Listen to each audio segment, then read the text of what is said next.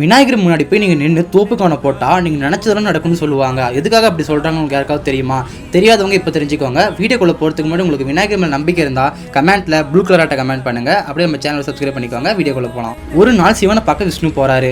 சிவனுக்கிட்ட பேசும்போது சக்கரத்தை கீழே வச்சுட்டு உட்காந்து 2 பேரும் பேசிகிட்டு இருக்கிறாங்க. அப்பன்னு பார்த்து விநாயகர் வராரு. விநாயகர் வந்து என்னடா கீழே சக்கரம் இருக்குன்னு சொல்லி எடுத்து வாயில் போட்டுக்கிட்டாங்க.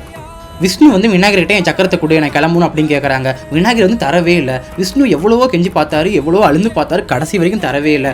இது வேலைக்காவது போல அப்படின்ட்டு கோமாளி மாதிரி பண்ண ஆரம்பிச்சிட்டாரு விஷ்ணு. அதை பார்த்த விநாயகர் செம்மையாக சிரிக்கிறாங்க. சிரிச்சு வயிற்றுல இருக்க சக்கரத்தை அப்படியே வெளியே போட்டாரு. நீங்கள் தோப்புக்கான போட்டால் நீங்கள் ஏதோ கோமாளி மாதிரி பண்ணிட்டு இருக்கிறீங்க போலன்ட்டு சிரிச்சுக்கிட்டே நீங்கள் கேட்டதை அப்படியே கொடுப்பாரு. அதுக்காக தான் பெரியவங்க வந்து தோப்புக்கான போடுங்க விநாயகர் முன்னாடி அப்படின்னு சொல்கிறாங்க.